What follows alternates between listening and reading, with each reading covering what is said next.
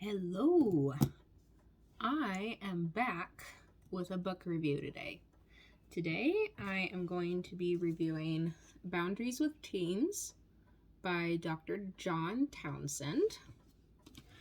I picked this up because as a bonus mom with a couple of teens, let's just say that's been fun. Are you cool? The dog decided this was the time to get up and shake himself and start scratching his ear and stuff. Anyway, so I wanted to learn more about how teens think and good, healthy boundaries to set with them. Because after all, I don't want to, when they're in our house, I want to give them the freedom to be their own individual, to be their own person, but I need to have boundaries with them. I don't want them locked in their bedroom the whole time. I don't want them treating me with disrespect or my husband or anything like that. So, I picked this up. Thrift Books Find. It's been amazing. I have loved it. I've read it about twice now. I went through it really quick the first time, and now I'm going through it slower and kind of going to different chapters and stuff. So, if you've ever read the Boundaries book by Dr. John Townsend and Dr. Henry Cloud, a lot of this will be familiar, but there is also a lot in this that is just broken down to a much easier to understand level, and especially as far as kids are concerned. It really gets into what is going on in the teenage body, what is going on in the teenage mind. There was so much of it that's I remember being that way and thinking that way. So, really eye-opening, really gets into the science of what's going on with your teenager. And then most of this, I'm going to tell you right now, most of this book comes down to you. Your teen does need to learn to set some boundaries, but most boundaries, most issues with your teenager come down to you and what you have or have not done. More specifically, probably what you have not done. The more I go through different boundary books, the more I realize that me and everyone around me really has no concept of boundaries. People don't realize what boundaries are and have no idea how to set them. And that's especially true in my kids' life at the other house. So,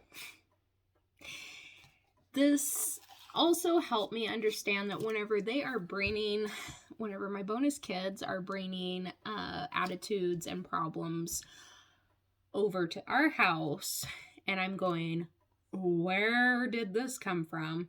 I'm starting to understand. This helped me a lot to understand, okay, this is a boundary problem, probably specifically this boundary problem over here at their mom's house. And this is how I can navigate it, how we can navigate it over here at our house, and how we can help them overcome that. And it's just been so helpful to know that, hey, I don't have to put up with I don't have to put up with the teenage thing necessarily. I can understand it, I can navigate it, and now that I understand it and know how to navigate it, it's not just putting up with it. I know how to deal with it with them. So that's just been incredibly comforting for me. So it talks a lot about being united in your parenting. So both talking about, parenting is not just a one person does it. It's not just mom. It's not just dad. But then it also it has a chapter for single parents. You have got the hardest job in the world as a single parent.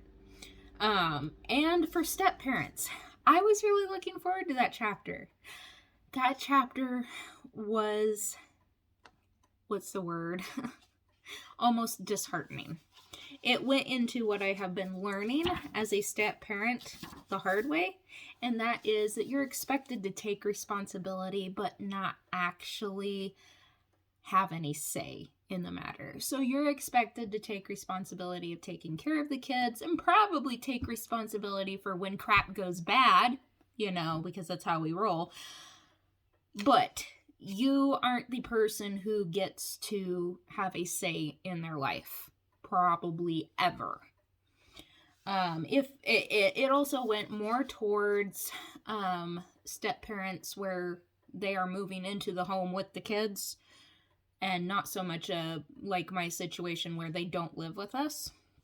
In my situation, it was kind of like, sorry, you're out of luck. You can set some basic boundaries at your home that can that they will understand. This is the way it is at this house. But otherwise, you can't really enforce them. It has to be one of the parents, one of their biological parents. So the rest of it was mostly geared toward somebody who was moving in with the parent and the kids. So that was not what I was wanting, but it did alleviate a lot of stress for me, because I was like, okay, this isn't my job. This is not my job. I am just supposed to be here to make sure these humans don't kill themselves, kill each other, or and just be a friend. I can really just focus on being their friend and not being a parent. So cool. All right. Anyway, so then part 2 of it goes into how teens think, the changes in their body, and just kind of helps you get back into your teenage shoes and think back to even your time as a teen and what that was like for you, and how I had so many, so I wasn't the horrible rugrat that I was made out to be. I was actually going through stuff. So, and then part 3 is setting boundaries with your teen. And what most of that looks like is setting boundaries for yourself. You setting boundaries for you. And then part 4 addresses common problems. This is like academic problems, aggressive behavior, argumentiveness, chores, clothing, defiance, deception online, disrespect, God and spirituality, moodiness, phones, runaways, silence. I think it even had, cutting and self-mutilation. It goes into everything. So, and it gave like examples and then ways that you can set boundaries, why there is this behavior problem going on. And a lot of them, it comes down to like the argumentiveness, the defiance, the ignoring parents, disrespect, stuff like that. Really comes down to your kid isn't being bad, and it's not that they're really overstepping boundaries. It's that they're trying to exert some independence, and here's where you need to set boundaries with yourself, and then they will be less confused on where you stand and won't feel the need to defy, to argue, to do all of these other things. And then some of the others, it's like, this is a lack of boundaries that you have never set. And this is why your child is acting out this way. So, and this is how you start setting those boundaries. Some of them are not pleasant. So, I highly recommend this book if you have to work with teenagers, if you have teenagers or are going to have teenagers, read this book. Please. It helps so much. It's so good. I found it incredibly enlightening. I've also found it to be instrumental in my healing journey from my time as a teenager, and it just giving myself a lot more grace and stuff. And as a bonus parent, it was also just very enlightening, so that I know I'm not the one messing up. on things or screwing up in some way. You know, it helped me clearly define, this is my role as a bonus mom. This is what I can do about it. And then everything else is not my job. And anyway, and I think if I were ever to start teaching again, get back into the schools and start teaching, especially high school and stuff, this would be amazing. Amazing help. Amazing. So go ahead and pick up this book. I'll put some links to it in the description. And of course, you can always find it at Amazon. And I love shopping at thrift books. This is not sponsored. But I love shopping at thrift books if you want a great deal.